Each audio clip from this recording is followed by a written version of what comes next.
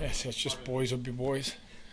I think Dahl's got bumped before, and then he evened up the score. Wouldn't read too much into that. Just we want competitive practice, so I think every now and then the emotions will run a little bit high, but that's a good place to be. Devin's had a nice start here. What in your opinion has allowed him to find an early groove, I guess? I don't know if I have the answer to that. He feels comfortable. Obviously, I thought last game we gave him a real solid game in front of him. Really, the last two games for our goaltenders gave him pretty solid effort in front.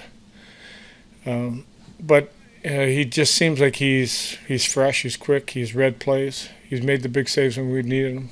He's pushing Peterka. I mean, you must like that, I guess, right? No, I said this from the beginning that I really feel we're going to need both guys, and there might be a period where one may take over. I don't know. I don't know the answer to that right now. I just need both of them to play well because there's a lot of hockey down the road.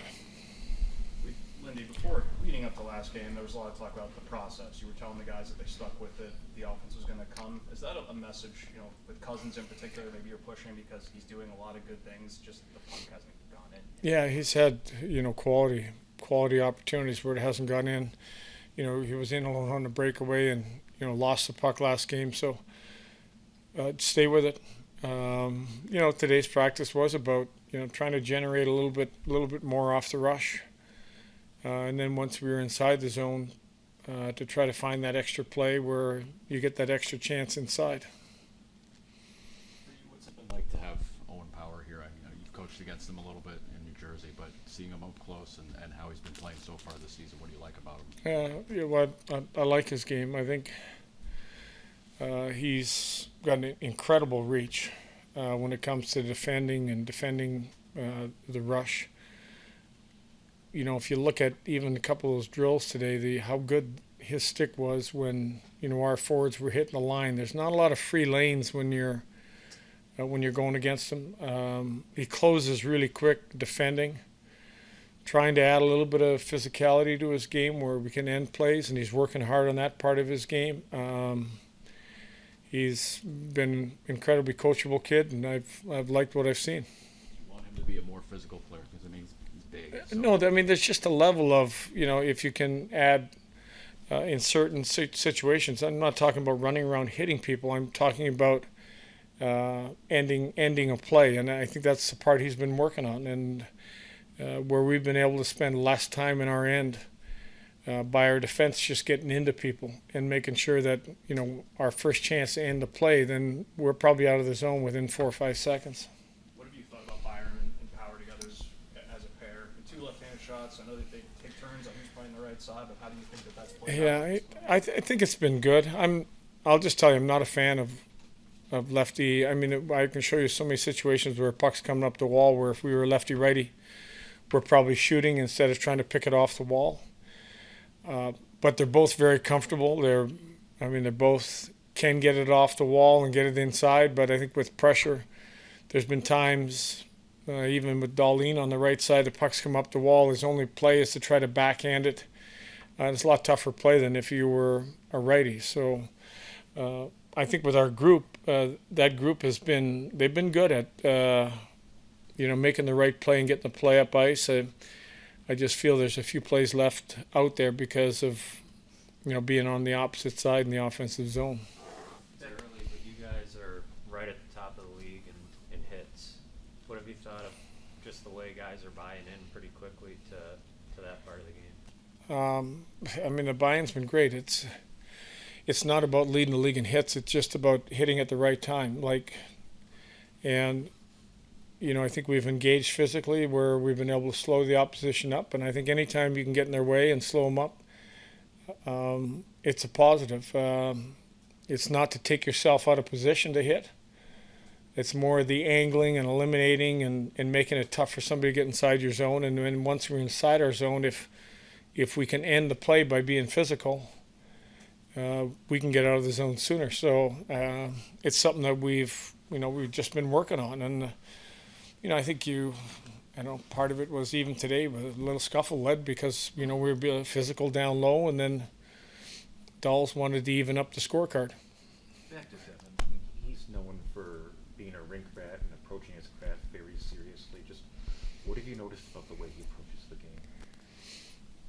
Well, I think you've summed it up. He loves the game. He spends a lot of time here. He was working with the goalie coach this morning, going over stuff, and I dropped by for a second and talked a little bit about the game, and he's a real student of the game. I think it's most goalies are the type of guys that want to know, what's coming at them, how we're playing certain situations, and I think when that trust is there, the goaltending gets even better. It's not unusual for young forwards in the league to take time to really understand how to make plays in the power play, how to handle pressure. What's it like having, when you have a unit with 3 or 4 younger players, I mean, how do you work with that group to get them to stay composed and in those high pressure situations? Well, I think we went over some of it with video. Today's practice, even the end, was about trying to make plays. When we split it up in that small area game, there was the power play to make in tight plays, shrinking the rink even in half. I thought against LA we did a good job of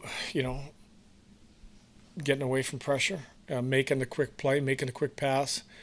I thought last game we were too slow to support each other. We didn't make that next play right away. So continue to work on it. I mean, I think it's just going to be a year-long process, and part of a good power play is guys sticking together. And we haven't been able to have the group stick together because JJ was part of the group, so we've kind of switched things up. But we know we got to get better.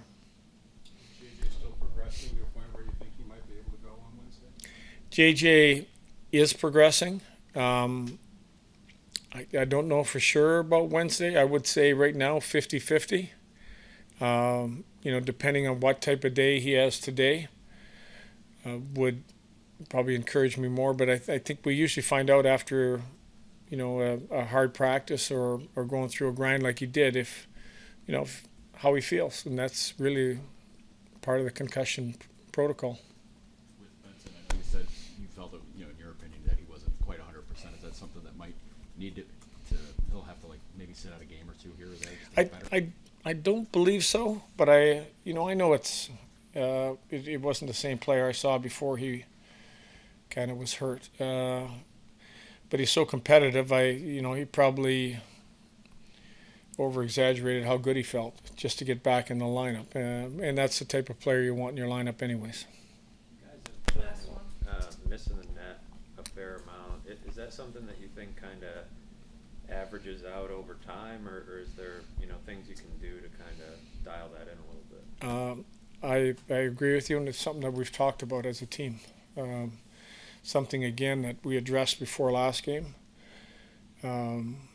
And even last game, it's something that we addressed and talked about again this morning, that it can't be like 24 missed shots or missed nets. I mean, other teams can do a great job of being in shot lanes, and you will miss your share. But I think when you have that clear lane and it's a lower percentage opportunity, you've got to hit the net. And you walk a fine line when you're telling your players you got to hit the net, because some of the best shots are the ones that go inside the smallest area. But we would like to improve that average for sure, okay, to get to a better place than where we're at right now. Thank you. Thanks.